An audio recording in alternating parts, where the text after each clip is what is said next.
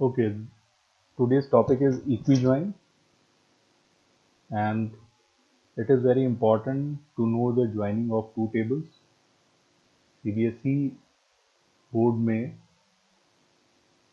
DBMS से दो tables को ज्वाइन करके कैसे क्वेरी लिखेंगे, इस पर एक क्वेश्चन आता है. So you should be aware how equijoin are used.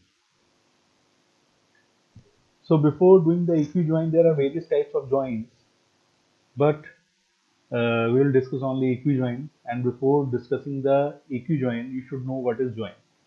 A join is a query that combines rows from two or more tables. In a join query, more than one table are listed in from clause. The function of combining data from multiple tables is called join. तो यहाँ पर जो है वो क्या है कि दो या दो से ज़्यादा टेबल अगर आप जोड़ते हो तो उसके लिए ज्वाइन की ज़रूरत है. ज्वाइन बहुत तरीके के होते हैं, जैसे क्रॉस ज्वाइन हो गया, फिर जो है वो आपका इक्वी ज्वाइन हो गया, नेचुरल ज्वाइन हो गया, फिर लेफ्ट ज्वाइन हो गया, राइट ज्वाइन हो गया, आउटर ज्वाइन हो गया. बहुत सारी ज्वाइंस है, ठीक. लेकिन हमें जो है स्पेसिफिकली डिस्कस करना है equi join. Okay, so the join in which columns are compared for equality is called equi join. अब इक्वी ज्वाइन में क्या होगा कि आपके पास दो टेबल होंगे या दो से ज़्यादा टेबल हो सकते हैं. हम दो टेबल का सिनेरियो लेकर चलते हैं कि हमारे पास दो टेबल होंगे और उन दोनों टेबल में जो है वो एक एक कॉलम जो है वो कॉमन होगा. अब यहाँ पर ये इसकी कंडीशन है, तो ये कैसे होता है इसको हम जो है वो डिस्कस करते हैं. कि सपोज हमारे पास जो है वो एक ईएमपी टेबल है जिसके अंदर ईआईडी, नेम और डिपार्टमेंट आईडी, जिसको मैंने डीपीटी आईडी लिखा हुआ है. ठीक है, तो एम्प्लॉय टेबल है, इसके अंदर तीन हमारे पास कॉलम्स है. इसी तरीके से हमारे पास डीपीटी टेबल है, ये आ गया डीपीटी टेबल, और इसके अंदर जो है हमारे पास डीआईटी, डीनेम और डीईपीटी आईडी है. अब ये दोनों टेबल जो हैं इनमें आप देख रहे हो कि यहाँ पर जो डिपार्टमेंट आईडी है ईएमपी टेबल की डिपार्टमेंट आईडी जो है वो यहाँ पर, और डीपीटी टेबल की डिपार्टमेंट आईडी. तो ये जो है ये कैसे इनडायरेक्टली कनेक्टेड है कि यहाँ पर हम ऐसे लिख रहे हैं कि एम्प्लॉय आईडी 1, उसका नाम है अमित, उसका डिपार्टमेंट है 10. तो यहाँ से हमें सिर्फ ये पता चल रहा है डिपार्टमेंट 10. अब हम दूसरे टेबल में अगर देखें तो 10 का मतलब है कंप्यूटर, ठीक. ऐसे ही सेकंड जो है वो यहाँ पर रिकॉर्ड देखते हैं जिसमें नेम है सुमित और डिपार्टमेंट आईडी है 20. तो इस 20 से कौन सा जो है डिपार्टमेंट निकल के आ रहा है, तो हम यहाँ से देख सकते हैं 20 से निकल के आ रहा है सेल्स डिपार्टमेंट. इसी तरीके से यहाँ पर जो है वो थर्ड वाला जो ऑप्शन है, थर्ड वाला नाम है, इसमें रमन लिखा हुआ है, इसका डिपार्टमेंट 30, तो 30 से क्या लिस्ट होकर आ रहा है, प्रोडक्शन. इसी तरीके से फोर्थ जो नेम है इसका डिपार्टमेंट 40 है और 40 का मतलब क्या आ रहा है, इलेक्ट्रॉनिक्स. तो अब ऐसा हो सकता है कि हमारे पास दो टेबल हों और हम उनमें एक रिकॉर्ड कॉमन रख दें और इस तरीके से इंफॉर्मेशन को अलग अलग जो है वो स्टोर करें. और जब भी हमें ज़रूरत है तब हम क्या कर रहे हैं, कॉमन कॉलम की मदद से इक्वी ज्वाइन लगाकर उस इंफॉर्मेशन को एक्सट्रैक्ट कर लें. ये जो डीपीटी टेबल है इसके अंदर आपको जो है वो डिपार्टमेंट 50 और 60 भी दिख रहा है, जिसका इसके अंदर जो है नहीं. ऐसा हो सकता है कि यहाँ पर अभी जो है नए डिपार्टमेंट ये बने हो, कोई ऑर्गेनाइजेशन उसमें नए ये डिपार्टमेंट बने हो जिसके अंदर अभी कोई भी एम्प्लॉय ना हो.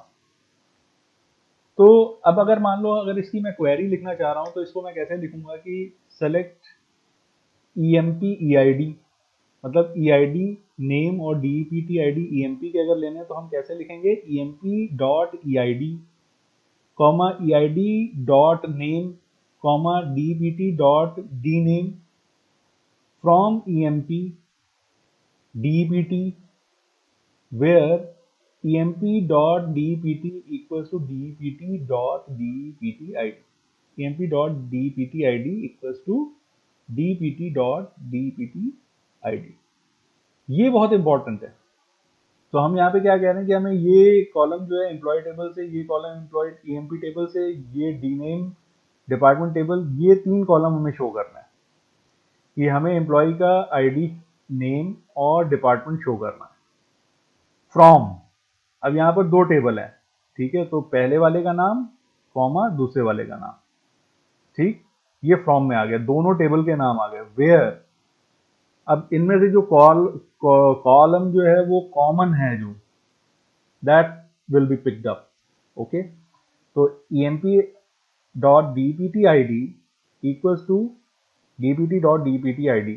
तो यहाँ पर जो है वो 10 और 10 इक्वल है, तो इसका मैचिंग कर जाएगा, तो ऐसे बनेगा।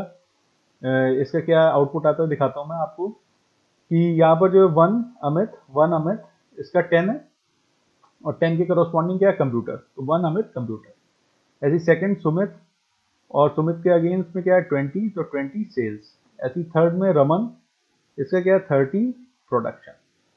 ठीक, फोर्थ का क्या है 40 में इलेक्ट्रॉनिक्स। तो ये हमारा जो है वो रिजल्ट आ गया। आई होप ये आपको क्लियर हो गया होगा कि कैसे दो टेबल जो है वो हमें ज्वाइन करना है। ज्वाइनिंग जो है वो एक साथ हम कई टेबल ज्वाइन करते हैं। जो रियल वर्ल्ड एप्लीकेशंस होती हैं उसके अंदर जो है वो 10-10, 15-15, 20-20 टेबल जो है वो ज्वाइन होते हैं। ज्वाइन करने का एक तरीका ये भी है कि हम जो भी टेबल ज्वाइन करना चाहते हैं उनमें एक एक कॉलम जो है कॉमन रखते हैं। और ज्वाइन करने का दूसरा तरीका ये भी है कि हम जो है वो फॉरेन की का यूज कर लें। जब हम फॉरेन की का यूज करते हैं तब हम ऑथराइज्ड वे में ज्वाइन करते हैं टेबल। ये इनडायरेक्ट वे है ज्वाइन करने का, जब फॉरेन की यूज करते हैं तो वो डायरेक्ट वे है टेबल को ज्वाइन करने की। ठीक है, अब इसमें एक चीज और देख लेते हैं। यही जो पिछली क्वेरी है जो हमने देखी है टेबल ज्वाइन की, that can also be written by using table alias. So what is table alias? A table alias is a temporary label given along with the table name in from clause।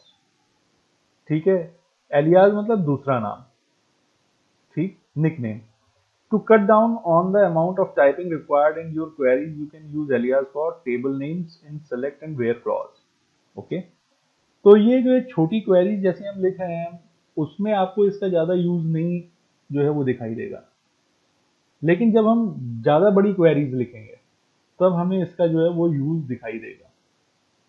Okay, so again consider the same scenario, same emp table and dept table, और इनकी जो fields हैं वो भी हमें पता है।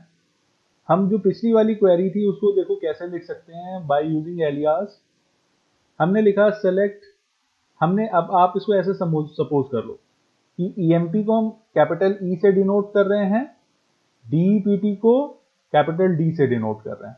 तो अगर emp को हम e से डिनोट कर रहे हैं तो e.eid लिख सकते हैं, e.name लिख सकते हैं, e.dpt लिख सकते हैं। ऐसे dept को हम अगर d से डिनोट कर रहे हैं, फिर से सुनो, dept को अगर हम d से डिनोट कर रहे हैं तो हम क्या लिख सकते हैं, d.dit, d.dname, d.dptid। तो आप क्वेरी देखो कैसे लिखी है, सेलेक्ट e.eid, e.name। तो e रिप्रेजेंट किसको कर रहा है, emp, यानी कि emp टेबल की बात कर रहे हैं। और d.dname, तो यहां से डिपार्टमेंट टेबल आ गया। फ्रॉम emp और एक स्पेस दिया है, और उसके बाद जो है एलियास लिखा हुआ है, ठीक है, कॉमा dept एक स्पेस और एलियास लिखा हुआ है, where e.dptid equals to d.dptid। तो ये जो है ये क्या हो गया कि using alias you are joining two tables with the help of eq join।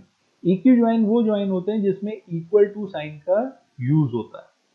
Okay, सबसे पहली पहचान है इक्वल eq join की, जिसके अंदर इक्वल टू कॉलम का यूज होता है, और यही आपको फ्रूटफुल रिकॉर्ड्स निकाल कर देता है, मीनिंगफुल रिकॉर्ड्स निकाल कर देता है।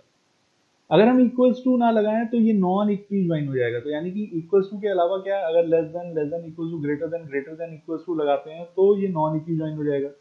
लेकिन नॉन इक्वी ज्वाइन जो हैं वो अभी हम डिस्कस नहीं करेंगे। ओके, हमारे यहाँ पर जो है वो एम्फेसिस रहेगा इक्वी ज्वाइन पे।